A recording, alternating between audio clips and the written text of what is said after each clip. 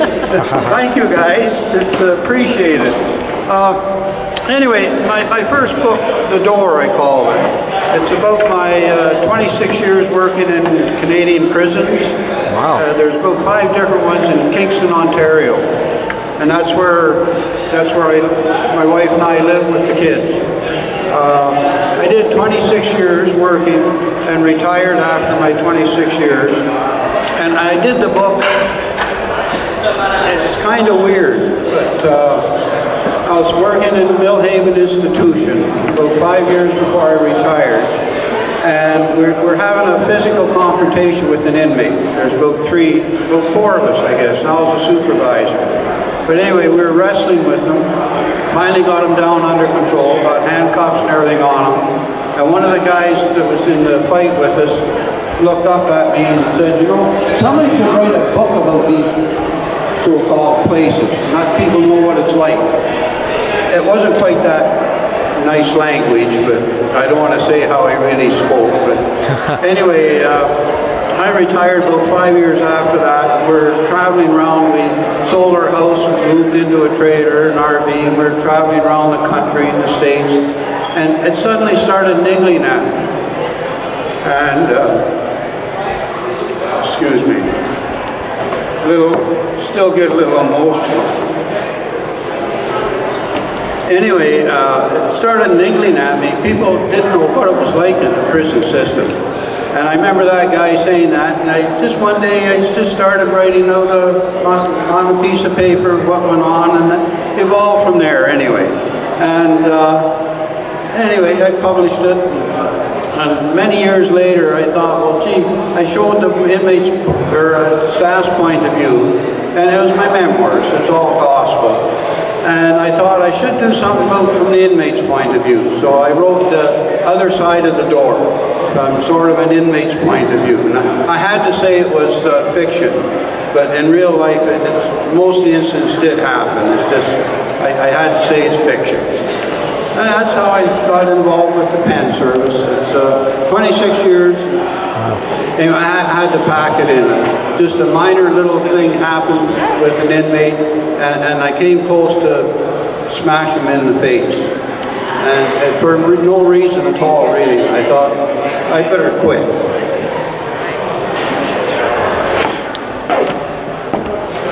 So I quit.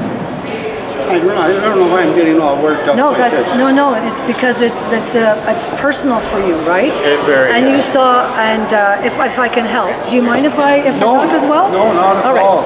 So it's very emotional for you because you lived it, and you lived with these people that lived all this pain and hurt inside, and the rest of us have no idea what that is like, right? We see all the good in people and sometimes the bad, but unfortunately you see good people in what we perceive as bad, but they're not always bad people, am I right? That's true. Right, yeah, so that must be very sad. But I don't usually get worked up like this. Yeah. I don't know. Well, you're passionate about it, not to be applauded. That's to be applauded. That's wonderful. So you have a booth here, and you have your book. Yeah, the main entrance of the booth. I've got both books there, if anybody's interested. Yeah, and I have a pen, I'll sign. No problem. Perfect, yeah. perfect. And so, should we ask if anybody has any questions about sure. your book? How about that? How about we open up the floor? If anybody has any questions about Vern's book? Anybody at all? So when did you write the book? Oh, golly.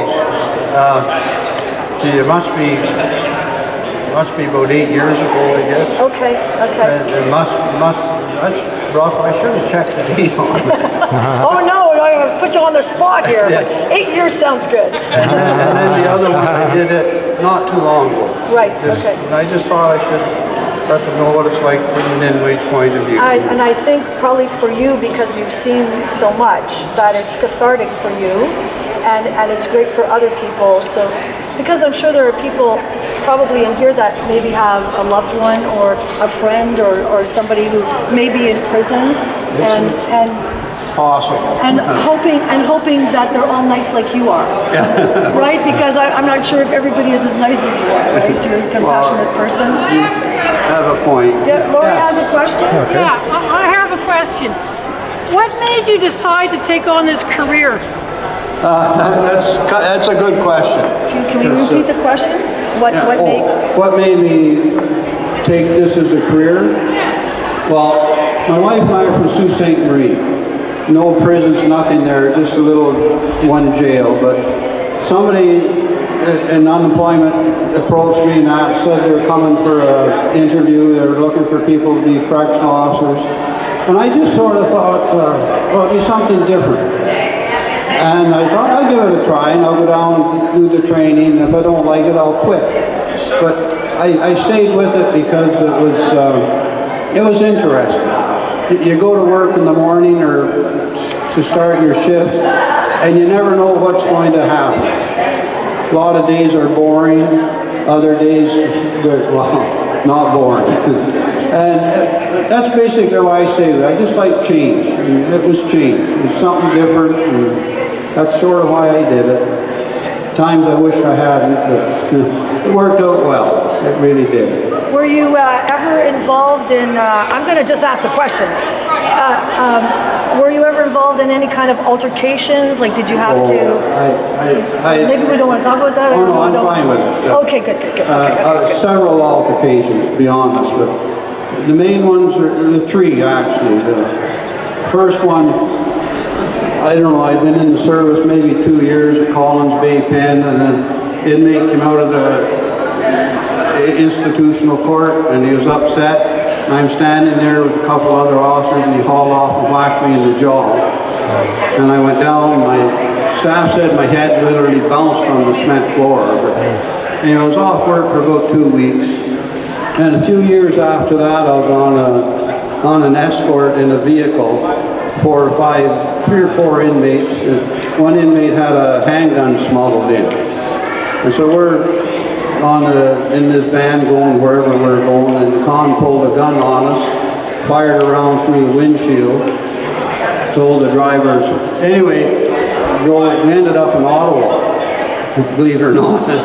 And he tied us up or something like that and took off. The other cons they stayed at the back, didn't move or anything.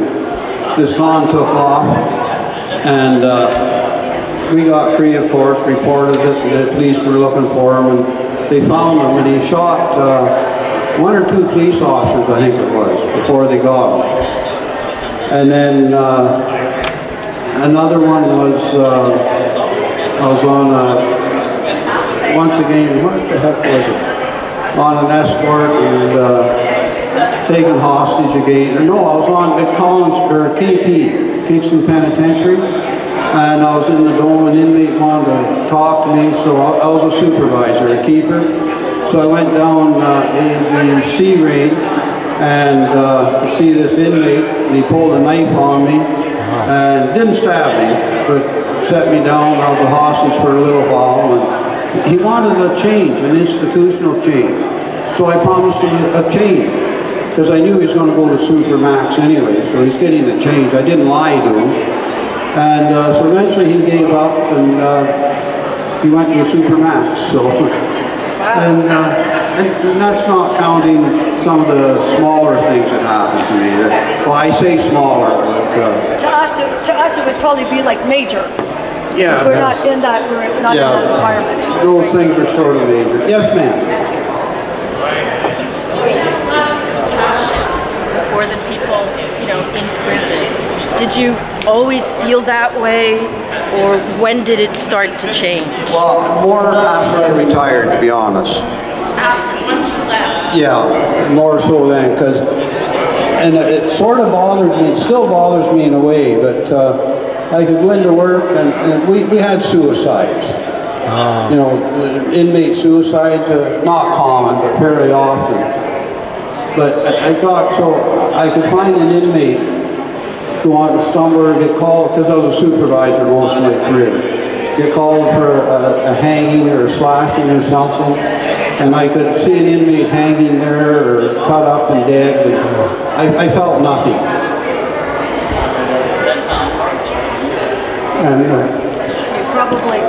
that was probably your own your own self, protecting yourself. I think right? so. I think that's probably what I think it was. that was probably it. Yeah. Because I guess you have to be that way, otherwise you would never sleep. Well, that's right. You would be worried about Couldn't these do the people all the job, time. really. Yeah. Right. That's true. Great Yeah. question. Great question. Yeah, Thank you. good question. Yeah. Sure. Of course, yeah. So, I don't want to upset you, but when you think about it, what is it that you've learned about humanity after this? Not so much. What has this experience of being in the prisons for 25 years, what has that taught you about humanity, about the human condition? As a corrections officer for 25 years, what has that shown you about humanity? What does that tell you about humanity in general? Oh, that's a tough question, really. I honestly don't know. I've seen stuff, an inmate doing, cutting people, stabbing them, and I've seen people, an inmate getting shot because of whatever was the reason. Personally, myself, I never did have to use a weapon on an inmate.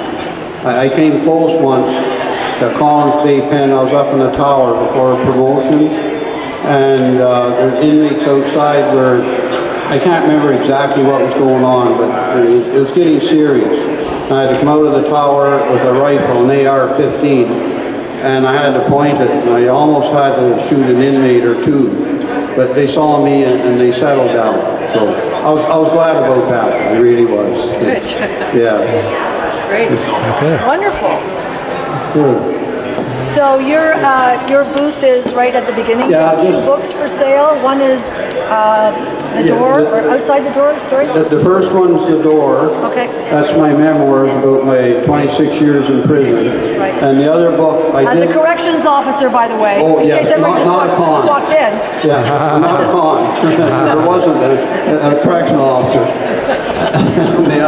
And the other book, I call it The Other Side of the Door. And it's from an inmate's point of view. I just sort of felt like I should do that, but I had to call it fiction because but in a way it's really not. A lot of things that happen is real. It did happen. It's just I have to say it's fiction.